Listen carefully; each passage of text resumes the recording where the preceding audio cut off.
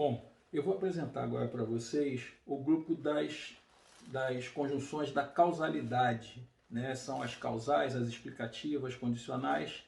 É preciso lembrar que há uma discussão mais aprofundada na apostila do professor Helênio e essa apresentação é só uma visão panorâmica de tudo que se discute lá. Vamos a ela. Bom, vamos falar agora do grupo das conjunções explicativas, causais, condicionais. Na verdade, a gente está falando do grupo da causalidade. A ideia de causa é um construto humano, assim como a ideia de tempo. Possivelmente, quando o homem foi capaz de desenvolver essa ideia de causalidade, ele passou a se movimentar no mundo norteado por isso. Então, boa parte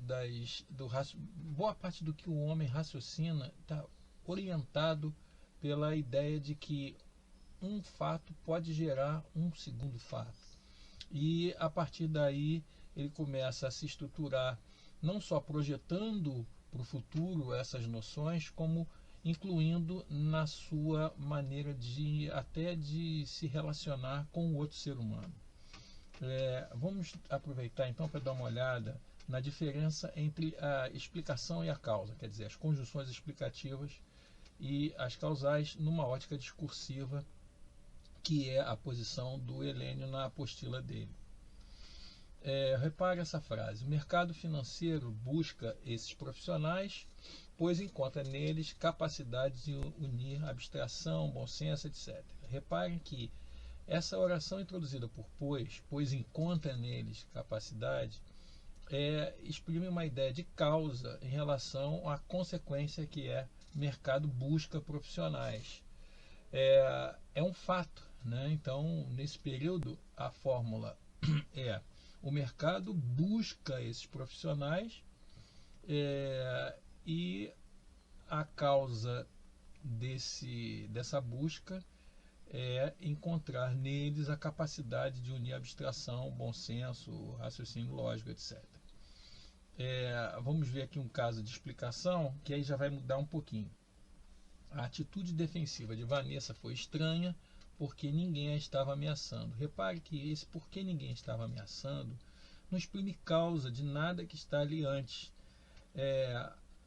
Estar ameaçando não é causa de atitude estranha.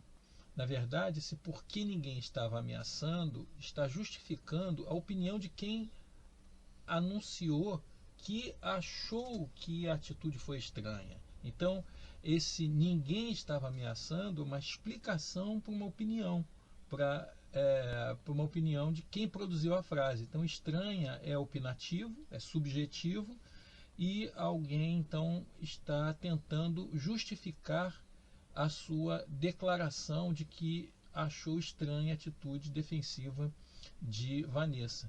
Enfim, como está aqui na apostila do Helênio, a segunda oração explica a enunciação da primeira, quer dizer, justifica o fato de ter dito que achou estranha, né? Então, a ideia de estranha é uma ideia subjetiva e alguém buscou justificar porque achou que estava achando estranha. Então, uma justificativa é uma sequência de palavras que se diz a respeito de outra sequência de palavras para justificá-la, né? Então, eu afirmo algo em relação ao que foi dito anteriormente e não se trata propriamente de uma relação de causa e consequência. Note-se que o mercado financeiro busca esses profissionais, isso aí é um fato, ao passo que a atitude defensiva de Vanessa é uma opinião, né? Eu acho que foi estranha. Então, eu tenho uma posição com relação à atitude de Vanessa, que é que ela é estranha, e aí eu tento argumentar, defendendo a tese de que era estranha, argumento com uma justificativa. Há casos, porém, em que porque e seus sinônimos introduzem justificativas de ordem, perguntas, pedidos, etc. Normalmente são esses aí que caem em provas de concursos, porque eles são muito mais claros, eles são muito mais óbvios. Olha só esses exemplos aqui, olha. Encaminhe o formulário preenchido à subreitoria até 30 de abril, pois não será possível avaliá-lo se enviado após essa data.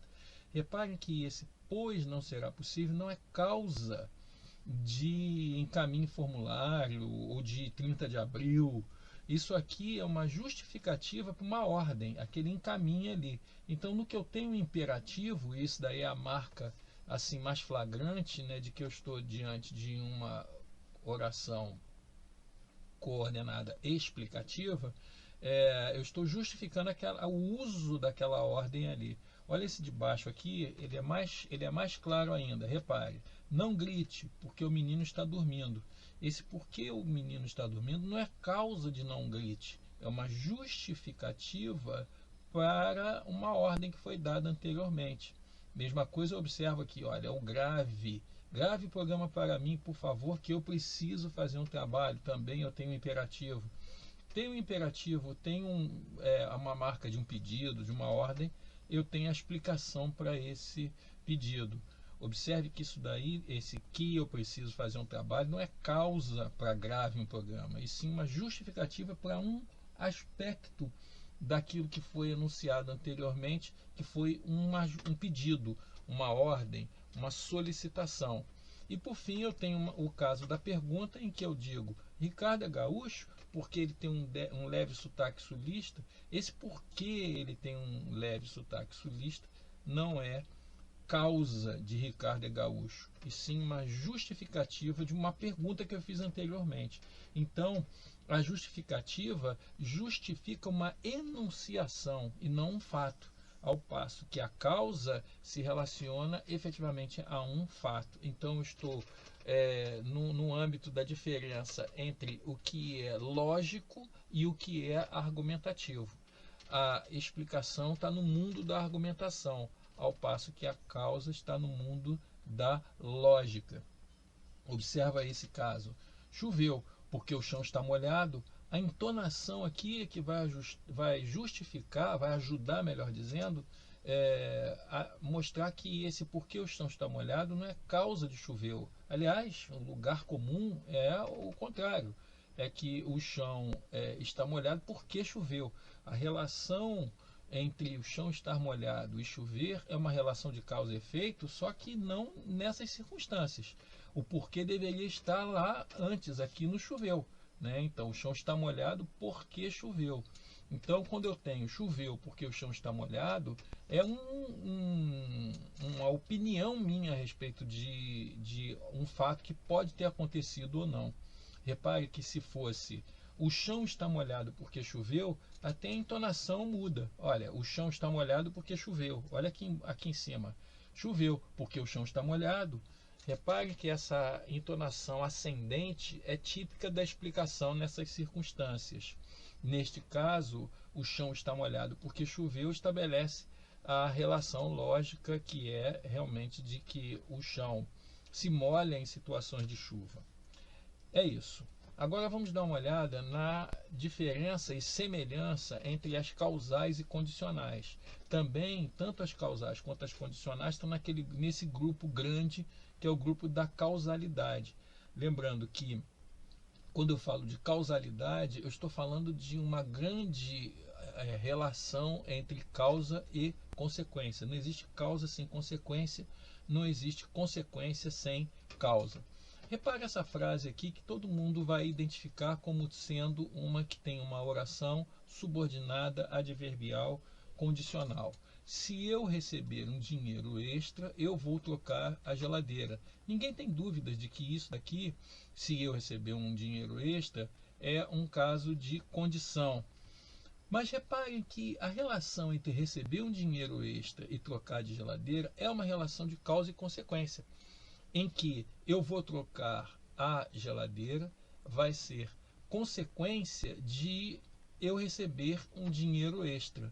Então, a ideia de condição, de fato, é muito próxima da ideia de causa.